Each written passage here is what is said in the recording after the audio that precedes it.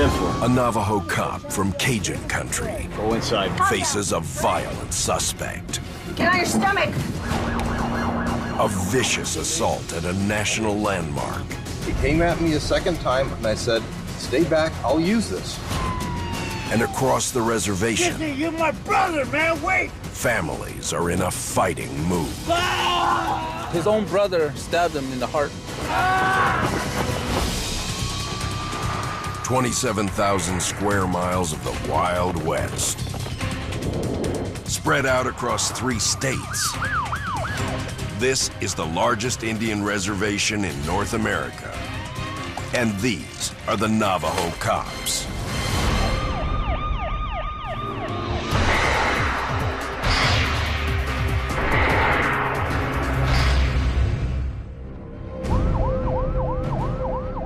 Officers Wendell Bitsili and Marwin Joe respond to a family fight in a remote area of the Navajo Nation. We'll go to Klagato. 2 guys keep arguing and fighting, and just based on dispatches filed, they're saying that the guy may be on a warrant. The suspects are 2 brothers named Ronald and Roland. They have reportedly been arguing for several hours. We dealt with these guys before, and these guys are always trouble. Right away, we started hearing yelling. Voices inside there. Hopefully. Wait! Looks like the reporting party is driving up, hopefully. So luckily, the mother came back. She pretty much just pushed the door open, and we went right in. Right away, we came across Ronald. Right away, Ronald was yelling, screaming. Not yelling! No! We don't have time for this, guys. We don't have time for this. He started swinging. No! Stop resisting. So we pinned him on the couch and we put him on the ground, cuffed him. Get on your feet. Get on your feet. Get out! Easy. Officer Joe already has 1 prisoner on board from another arrest. You're my brother, man, wait! Man, you guys got no right to do this. Wait. The guy in a white t-shirt, he's kind of stirring up the fire there. Hey, mister, these guys got no right to do that to you, dude. To put it. Listen, wait. Don't bust my arm, all right? You don't do that, don't do that. Mr. Easy, sit up. Where you fall? So that one's Ronald. This one's Roland. Roland, can you walk? Come on. I sure can. Okay, thank you. Walk around front. Come on, don't get stupid, man. I know it. Right in there. I'm trying to make it. Right in there. Hey, man. Wicked back! Move that. Get in there. Then he started trying to headbutt Officer Joe, so I went in and drive some with the taser. Get in. Get in. Get in. You, get over. Get over. Get over. Hurry up, get in. You're done playing. Get in. Left foot first, get in. Trying! Trying, you're just standing there, get in. Then he started kicking at me, so he went for 2 cycles at that time. Yeah! Ah! Don't be kicking at me, man, don't be kicking at me. Ah! You done? And I think that finally got his attention. Are you done? Kick again, man, kick again. I'm done! Sit upright like a man, come on. Sit upright. With the officer using the taser on the guy, the bottom line is we're gonna be going home, and we didn't get hurt. These guys are always fighting. Our backup is usually an hour away, and the 2 guys were not complying with our verbal command. One of the guys kicked Wendell, and the other one almost headbutted me, so Wendell had to stun one of them. This is not the way of our culture, and they shouldn't be fighting among each other. We're supposed to take care of our families out here. So tonight, these 2 are going to be spending the night in jail. Ronald, he's on the warrant. The mother confirmed the date of birth that it was given by dispatch, and then the other one's just going to be for criminal nuisance. 150 miles north, a small team of officers goes on duty in the Kayenta Police District. A massive 4,100 square mile area that covers vast portions of Arizona and Utah. I was parachuting. Weapons on you, Elvis? Zoo. What happened? What's going on? Their beat includes Monument Valley. Immortalized in John Wayne westerns, Monument Valley attracts 400,000 tourists from around the world each year. But for the men and women of the Kayenta district, this scenic terrain carries its share of bad memories. More officers have been killed in Kayenta than in any other part of the reservation. This area here. 2 of our officers that was killed. They were ambushed and they were murdered out here. Took them out way out there towards the river. They were handcuffed in the back and they lit the unit on fire while they were still inside the unit. For Officer Virgil Smith, today's shift isn't starting out easy. We're headed to Monument Valley. It's our first traffic for my shift right now. Possibly a tour bus driver was pepper sprayed at the View in Monument Valley, Utah. We don't know who the suspect is or why he was pepper sprayed, and right now they're saying that he has difficult breathing. We'll see what's going on when we get there. As Smith races north towards the Utah border, more details come in over the radio. Right now, we just got a call from the dispatcher that they're saying that the guy that was pepper sprayed is not breathing at this time. They're advising that there's nobody doing CPR at this time. 6:33, can't tell me 1097.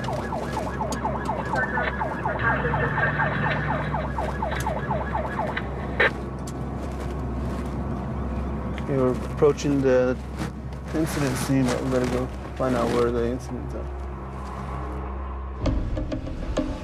Luckily, the victim in the pepper spray attack, a tour bus driver, is now conscious and talking. Sir, can you explain to me what happened? He blocked the bus and he hit the door of the bus, and I walked up to tell him, you can't hit the door of the bus to make me stop. And then he just pulled out the mace and sprayed me in the face. Apparently, the attack stemmed from an earlier incident on the road leading into Monument Valley. A tourist was driving slowly in front of the tour bus taking photos. As the bus pulled around to pass him, the suspect allegedly flashed an obscene gesture. Later, in the visitor center parking lot, the suspect boxed in the bus with his vehicle, leading to the incident. So he got me right in the face. Was he riding in the same bus you were driving? No, he's driving a van with a trailer and Kansas plates. Okay. And I want to press charges. Okay. So when they came up here, this guy just came out the pepper spray and sprayed him right in the face. So the bus driver wants to file assault charges on him right now. Smith's supervisor, Sergeant Philip Claw, arrives on the scene. How did he? Fair to huh? Not for use on humans. It says to deter bears from attacking humans. That must look like a bear. The suspect claims that he was assaulted first. No, I hadn't read it that close. I'm sorry. No. Had I felt threatened, I wouldn't have used it. Well, I should have read the instructions on this. It says not to be used on humans. It says to deter bears from attacking humans. Bear mace is similar to pepper spray, but most canisters have greater reach and knockdown power, enough to subdue a 1,000-pound grizzly. But on some human victims, it could be fatal. So you know what you did is wrong, right? I felt very threatened, sir. How was that? He hit me. He assaulted me, sir. He hit me in the chest, and he knocked my phone and pen out of my hand. I went down to pick it up. He came at me a second time. I pulled it out, and I said, stay back, I'll use this. I've got combat injuries. Sir, I can't risk getting hurt. As Sergeant Claw continues to question the suspect, Virgil interviews the tour guide whose driver was attacked. Maybe I'm a bear. My driver is a bear too. What is he doing with bear spray in here? Basically, he's saying that the bus driver is the one that came out and attacked him. What's gonna happen to this guy? I mean, the driver, the one guy who sprayed. Well, right now we're trying to get that processes like this. We're Navajo tribal police officers. We can't really arrest non-natives right now. But all we can do is get the document and refer to Navajo County, and then they can take it from there and actually file charges from there. Because the suspect isn't a Navajo, Smith turns him over to an officer from the Arizona Highway Patrol. He's gonna go ahead and take the report again, and then from there he's gonna go ahead and decide to release him and probably refer him to Navajo County. Although he's not going to jail today, the suspect could be facing misdemeanor assault charges that carry a maximum sentence of up to 1 year in jail.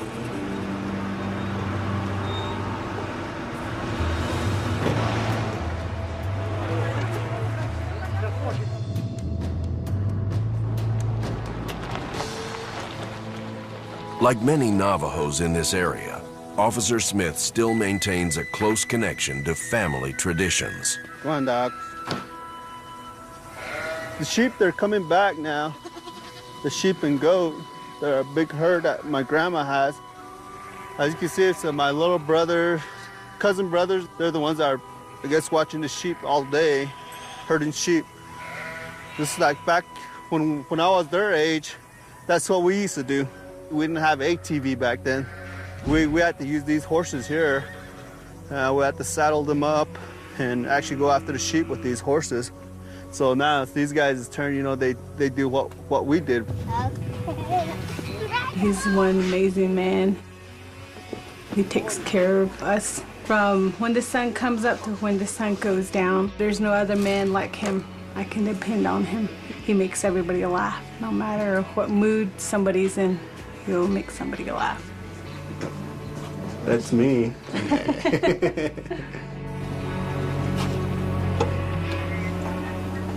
Back on the road, Smith catches another call from dispatch. We're going to Chilchimbito. Guess the guy got out of hand and they tied him up right now. And there's another call not too far from that same location. There's several individuals that are fighting at that location. So we got two things going on at one time in that small community. Oh, there he is, tied up. Oh, there he is, tied up. What's going on? You did? Yeah. Out of control. You got out of control? Yeah, but I was drunk. Okay. He would say he was gonna go get his gun and shoot us. How long ago did it happen? About an hour and a half ago. Oh, what happened? And he messed up my house.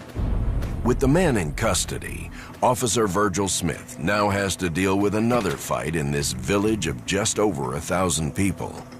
Okay, we're going to the next call that we had earlier, where there's several individuals that are fighting, so we'll see what happens when we get there.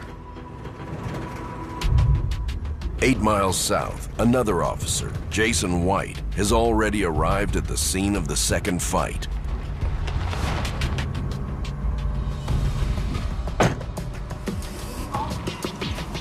What's going on there? Were you over there? Yeah, they got to fight. Okay. They whipped my ass. I'm coming home. This is my house. Mm-hmm. What happened to your hand? They want to fight with knives. Knives? What's your name? Johnny. Johnny? Okay, come on over here, Johnny. You gonna arrest me? Yeah. You gonna take me in? Yes, I am. So who's all over there? Come on over.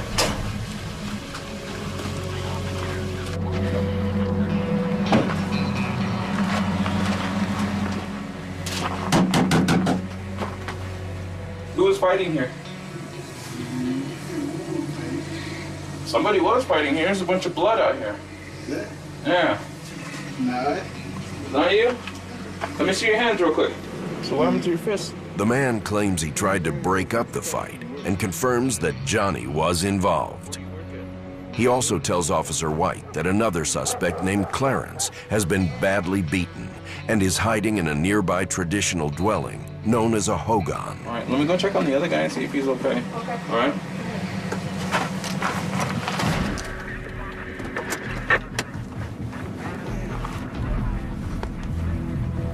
There's two of them over there.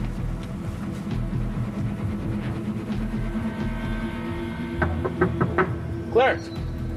Navajo Police. Can I come in? Can I come in real quick? Take a look at you, make sure you're okay? Yeah. Okay. Anybody else in the house? Nobody. Nobody? From his injuries, it's clear that Clarence has been in a fight. While Officer White deals with Clarence, Smith questions the man he found hogtied by his family. It turns out that what the officers thought were two separate incidents are connected. Okay. Well, apparently, this guy that we just arrested earlier, I guess he came over earlier. The fight broke loose, and I guess that's where he got himself into a fight. He does have swollen jaw and whatnot, so I did call the ambulance out for him so they can check him and see if he's okay. But he's saying that he doesn't want no medical attention, but just for his safety, you know, we have to get that done. Very good, sir. Officers transport the other suspects to the holding cell at the Kayenta police station. 80 miles from Kayenta, Officer Perry Champagne starts his shift on the far western side of the reservation. Champagne is one of only 5 non-native officers with the tribal police department. He's a Cajun who moved to the Navajo Nation 20 years ago from Louisiana. They're good people. I came out here, I fell in love, not only with a lady, but with the lady's culture. 3-4. Champagne and his wife have recently separated, and within the past few weeks, he has also been diagnosed with a serious illness. I might have prostate cancer. So we're going through the testing, and it's a motivator. I think about it. I think about everything I've been through in a year and a half. And it's hard because I said I've been on my own for a year and a half now, and in a year and a half I have learned to be very humble. I am grateful because I've had to start my life back over. Like I said, I'm not from here. I'm a native New Orleanian, and the only thing that tied me out here was a wife and kids, and I still have my kids, I still have me, I have my job. So right now we're headed to a domestic in progress, just right here to our west. 34 tip, I'm 97. 34 tip. Let's go in there. Champagne joins another Tuba City officer who's already on the scene. Well, we have a situation here with a young man named Brandon, who I've dealt with before. Brandon has a history of substance abuse, drugs and alcohol. His sister wants him off the property, and it looks like he had been violent with the younger kids. Brandon, enough. Brandon, come, Brandon. Just like you. Brandon. I have all this Brandon. shit. All right, okay. Let me take a breather. I just got off work. Let me tell you guys. I just got off work. Well, just do it outside. Do it My outside. sister started bitching. I came in. Okay. Well, I got grabbed my. Sister's throwing him off the property. She's fed up with him. So we're just standing by so he can remove his items off the property. Everything he has, he's taken. He's taken his clothes, his video games. He's even got a pop-up tent. Well, you have a job. You either go to your mom's house or go to jail, Brandon. Boy, you got to take the job with all my. Okay, let's go then. That's fine. We'll do that. Officer Tiffany Tallman arrives to assist with the arrest. Because sometimes it's good for another officer to go in and, you know, talk to the victims. Sometimes there's things that they don't like to bring up when the suspect is right there. Yeah, take him for 483 for me. Right. Because He did push one of the boys inside. Yeah, No, I did not. What we'll do, we'll go ahead and take you in for disorderly conduct. I'm not gonna charge you with battery. Dude, I did not push no one. Well, you're not going to jail for pushing anybody. You're going to jail for being disorderly. No, I gotta go to work. And look, I have... You'll get out, if you let them book you now, you get out before 8 a.m. Dude, I'm serious. I just He wouldn't stop. He was told just to just leave in peace. But he agitated the situation. The sister didn't want him there and was disorderly, so Officer Champagne did arrest him, so he's going to jail. Officer Tallman transports the suspect to the Tuba City Jail. 32105. What? Unlike the full-size correctional facility in Window Rock, the Tuba City Jail is little more than 3 trailers and a booking desk. Regardless of their offense, few suspects spend more than 8 hours here before being released. Brandon. Hold on, I have all this in my hand. Brandon. Look. I see that. Yes, I know, Okay. Tiff. I'm not trying to fight you or nothing. Let me help you. Perry, grab him. Tuba City is a small community. I grew up here, and a lot of people know each other, so I do deal with a lot of the people that I grew up with. What do you guys do with all my stuff? I'll log it in for you. Why you guys? I gotta be at work in the morning. Brandon! Man, shut the up. Calm down. Brandon, you need to calm down. Okay? Calm yourself. Brandon, you need to calm down. Okay? Calm yourself. Take me around. Get on his stomach. Ready? Get on your stomach, Brandon. Get on your stomach. Give me your arm. Give me your arm, Brandon. Give me your arm. What's wrong with you? Put your hands behind your back. Quit kicking. Quit kicking. Give me your arm. Do you hear me? Yes. Give me your arm. Stop. It's not here. Stop. We're being cool with you. Stop. Stop, Brandon. Okay, son? Stop. Stop, bro. No need for you to be that way. Come on now. No need. Ridiculous. Damn. You're ridiculous, Tiff. Brandon, enough. Okay? I said please to you earlier. I'm just mad because what my sister said. Well, you know what? Don't take it out on us. Yeah, we didn't do it. How long have I been in this place? 8 hours. Well, am I gonna be out in the morning to go to work? Yes, Sit up. sit up. Sit up. Man, you guys are to take me in, man. It was a little adrenaline rush, but they do that sometimes. Well, they do that a lot. But he's in jail. He's gonna have to sleep it off, and he'll be out in 8 hours. Have a seat. On your knees. He's on something. I think it's more than alcohol. Because I know the kid, and he's, when he's sober, even when he's drunk, he's not so belligerent. He's actually a good person. It's amazing. It's like Dr. Jekyll and Mr. Hyde. It really is. You take some of these young people, and they're like the nicest people in the world, and they get chemicals, the wrong chemicals in the bloodstream.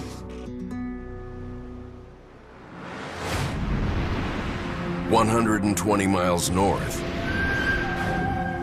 Navajo Fish and Wildlife Officer Eddie Benally prepares for a 3-day patrol with agents from the Bureau of Land Management. I guess we'll head on our way. Work to get right. Today we're on the San Juan River. We're going to check on bighorn sheep. It's one of the patrols I do when I'm in this area. I'll try to get down here as much as I can. They've reported dogs coming down here, and they're definitely chasing sheep, so we need to keep those stray dogs out. On the south side of the river is the Navajo Nation, and on River Right is the BLM. We work together all the time. Rick is the river ranger, and Marie is the law enforcement with BLM. The river is also the home of dozens of ancient Anasazi ruins and hundreds of 1,000-year-old petroglyphs. The officers are also investigating vandalism and theft in the sacred sites. We're going to check some places that we have concerns of, some of the petroglyphs. We have some vandalism already, so we'd like to keep an eye on, let people know that we're down here.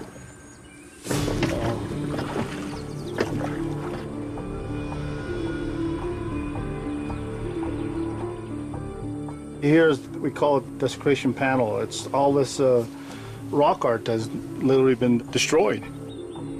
Some of these right here, these pecks here, these are new. They just, somebody's come and chipped on it. You can see that in areas like this, how that rock has patinaed, even though it was chipped, it now has absorbed the colors that are flowing down over it, versus where you have something that's fresher and the colors have not been absorbed. So you can pick out an old graffiti from a more recent graffiti that way.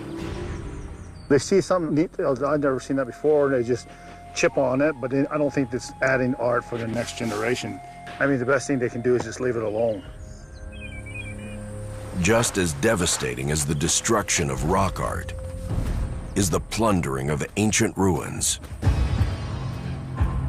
Illegal digs have plagued the Navajo Nation for more than a century as the price of ancient pottery has skyrocketed. Benali finds fresh vehicle tracks in the sand, evidence that someone might be in the area. Yeah, I just watch. I mean, the best thing is I have is time. I just look, see what's any movement, hear anything, maybe hear the engine motor of a vehicle. You can stand still and listen for a while. That's the best thing about here is it's so quiet. I'm standing here just looking up that way, stay just for a few minutes. Somebody may be up there and I don't want to go up and get surprised by somebody else who's up there.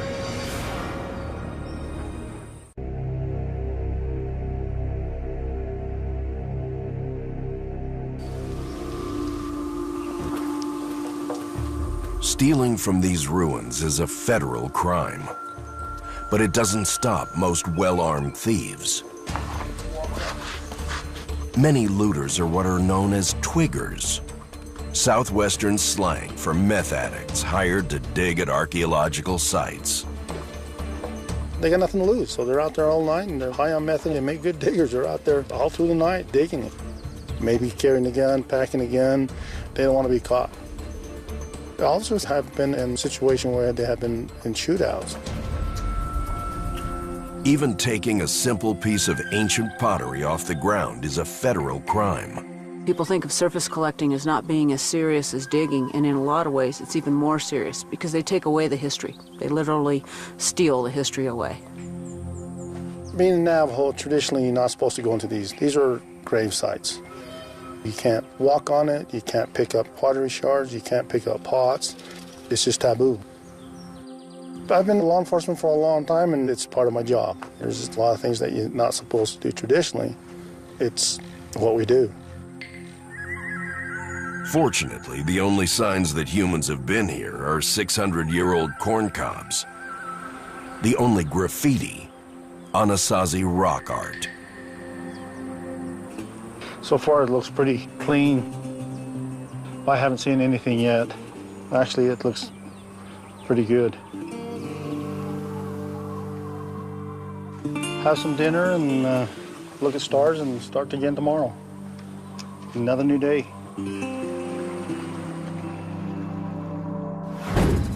As night falls across the Navajo Nation, Officers Virgil Smith and Vernon Nelson team up to make an arrest at a fight disturbance outside of Kayenta, Arizona. Right now, they are the only two officers on duty in this 4,100 square mile region. What happened, Virgil? They just started fighting on the porch. Both of them? Yeah, Them both two? of them. Yeah. She said it was both of them, Tino, Peaches, and Yellow Horse. Blood on the curtain. Yeah, I think he has a small cut on the finger. As Smith transports the prisoners back to town, Nelson is called to deal with another dispute. The caller is a mother of two boys who has a long history of trouble with her husband's family. 7 years ago, her husband was killed by one of his brothers in a fight. Officer Nelson was first on the scene that night. Her husband, his own brother stabbed him in the heart with a knife. He had a knife still stuck in his chest, protruding about maybe half an inch. Couldn't do no CPR because the knife was still stuck in his chest. And it was my case, and it went federal. His brother served, and now, according to the mother here, that he's out. 631, Captain. Ep04, B97. Hi, Latoya? Yeah. How you doing? Good. Can I come in? Yeah. I was told that you want to pick up your kids today. Yeah. They didn't want to be around the guy that killed their dad. But right now, it's actually another of her husband's brothers she's worried about. This is what's going on. My boys, they stay up there off and on weekends and whatnot. Then it got to the point where they were keeping them from me. My oldest, he told me, he goes, Mom, I want to come home. He goes, my uncle attacked me. They didn't want to be around him because that's the guy that killed their dad. But now the other uncle's telling them, oh, you're just going to end up like your dad. I got a protection order. Okay. For the uncle to stay away from them. I wouldn't keep my kids there. She filed a protection order today, and the judge granted it for her. So we got the court papers here. We're going to serve to the defendant. The family might resist. Where we're going right now is where it happened. These kids, they're being mistreated. I don't know why she's been taking them over there in the first place. I guess it's family. They want the kids to visit to them, but trying to keep them away and take them away from her. 631, Captain 97. Vernon follows the mother to her husband's family home site. Hopefully, he can serve the papers and recover the children without encountering the man he helped send to prison.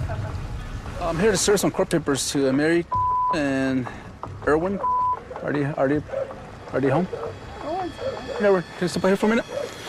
Maybe training. This is sprinkling. Well, can I step inside then? Oh, okay, Erwin. This is a protection order that's been filed by Latoya. You know her? Mm-hmm. For what? Her kids? Yeah, her kids. Yeah.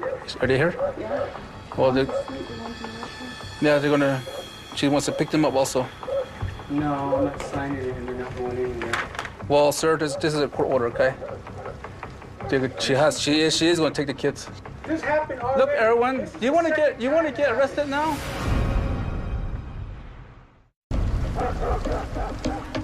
This is a court order, okay? That court order is. I'm pretty sure you don't want to get arrested now, Erwin, for interfering with the court order. Yeah, but it's a court order. Inside the house, the uncle tries to stand in the way of Nelson and the two young boys. With the kids now, it's a court order. I'm trying to understand that part. That was a court order that I've been raising the whole time. You guys have to go back with your mom. Your natural mom, that's your mom. It'll be all right. I mean, you guys still a family. You're not going with your mom. You can't go. Your mom's wrote something in that paper that's. Understand this. If he interferes, he can get in trouble. See? I don't care if I go to jail, you know. I'll get out the next day. These guys is my brother's kids, and I look at them as my own sons, you know. You can't stand in front of him and say you can't go. Yeah, he had the right to go with his mom. Everything else supersedes that. His being with his mom supersedes everything that you've done. You want to go, go. Don't come back again, because I'm not going to play this. Come on, let's go. Finally, Nelson succeeds in getting the boys out of the house. Outside, the man continues to harass their mother. How come you didn't say nothing today about this? I just already talked to these two about it. All I'm doing is, my son comes to me crying, I'm gonna believe. He always cries, that's his thing. Like today, he again, trying to lie. Toya, go ahead and go. All right, get out of here now. Go. Oh, we're going. Get going then. He was really protective, like he was the father. He was actually standing in the kids' way, but he didn't care. You know, he's like, take me to jail. I'll be out in the morning. I'll be back. Guess he's kind of harsh, being too aggressive towards the kids. The mother was saying that one of them, he threw down and he had his knee jammed into his neck. The two boys wanted to go. I think they were afraid of him, that he was standing there, the way he was talking, the way he was being all belligerent, and I think the two boys really wanted to go. Nelson is satisfied that the children are safe, and he's happy not to have encountered the other uncle he helped send to prison 7 years earlier. I think we're pretty much lucky that he wasn't there, or else I would have had two problems I had to deal with. For Navajo cops, family fights and domestic violence calls like this one present the ultimate risk. Only 4 months earlier, veteran Sergeant Darrell Curley was killed while responding to a domestic dispute. It was a call of two brothers arguing outside at that time. They said, you got them in handcuffs, they're escorting them out. And by the time I got to my post, 316, 317, that's when they told us that shots fired. That's one of the most dangerous calls we, as law enforcement officers, do respond to, because we don't know the full extent of what's going on. The aggressor does have access to various types of weapons. Once we enter, we're at their mercy. Going to be 10-6 east of the 3. As an Iraq War veteran and member of the Navajo PD's Strategic Reaction Team, Filbert Toddy uses his free time on a private gun range to prepare for the life or death situations that come with the job. It all depends on my work schedule as well as, schedule from being a parent. It's also a good stress reliever as well. Where it all comes down to, preparation from unsnapping the holster, extracting the gun.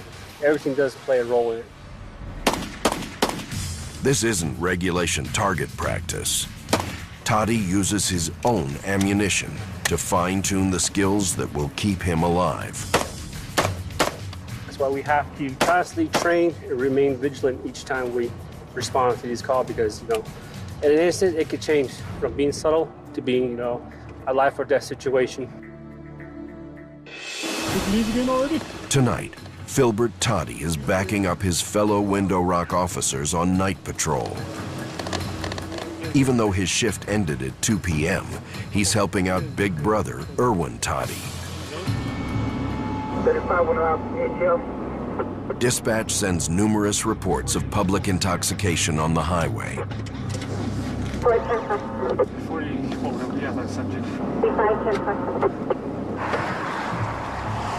With temperatures below freezing, a night in jail could mean the difference between life and death.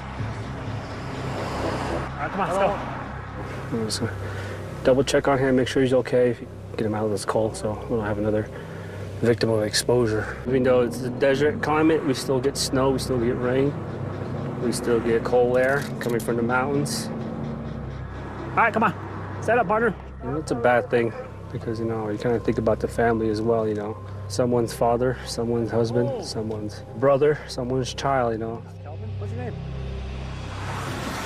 Then, at 8 p.m., the Toddy brothers get an urgent call to respond to a home site in the mountains west of Fort Defiance.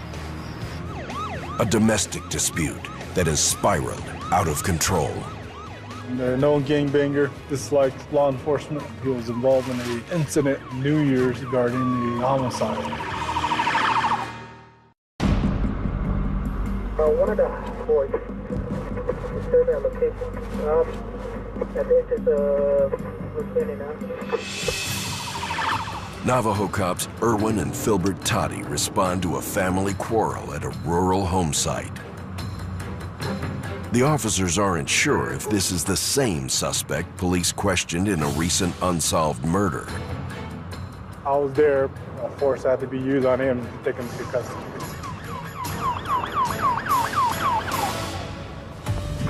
The Toddy brothers join other officers in Blue Canyon. Erwin Toddy meets a man who is trying to help the family locate the suspect who fled the scene.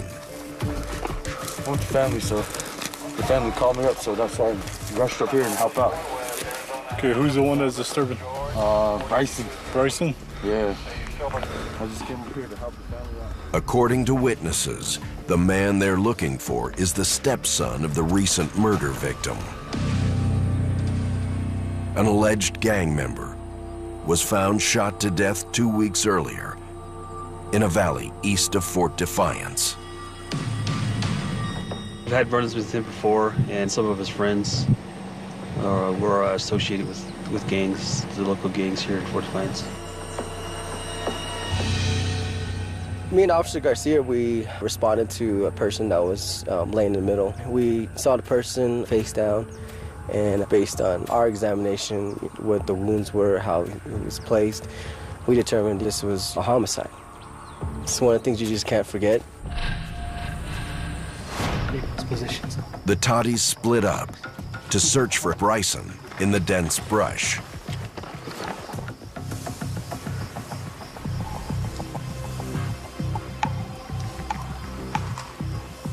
His cell phone chimed off right down the way here. I'm a police, let me see your hand. Get your hands up. Mom! Mom! Check it out. I just want to see my mom! What's up? I didn't even do nothing. I just want to see my big brother off. Please, he's up there. It's stemming from that incident over the New Year's homicide. You can see he's very distraught. Once again, drinking. So push him over the edge here. It turns out Bryson was trying to get to his stepfather's burial site. A lot of traditional families like to have a rural burial site, like out part of their homeland area, and they'll bury him out there close to their home. And they have 4 days to do that. They get buried with any type of jewelry, saddle blankets. In tradition, you're not supposed to keep any stuff that the deceased had. You just let it go with the person. Back in the old days, if he had a horse, they would actually put down the horse. It is pretty much taboo to actually keep going back to the same site.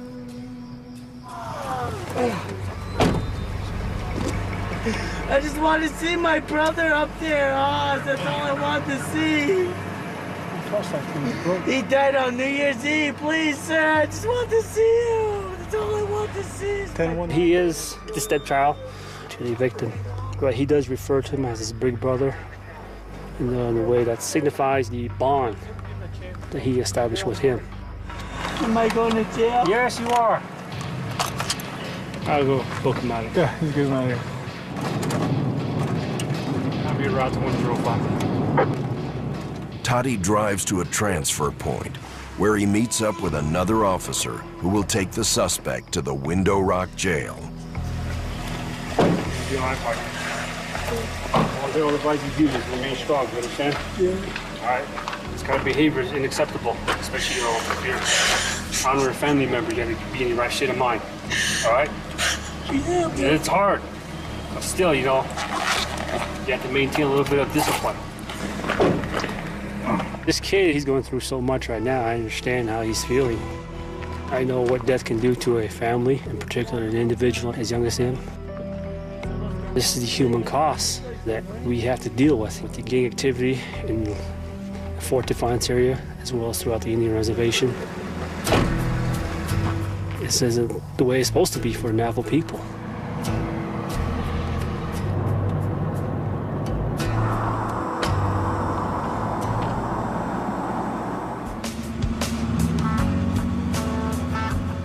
Back in Window Rock, brothers Filbert and Erwin Toddy blow off a little steam after a long night on patrol.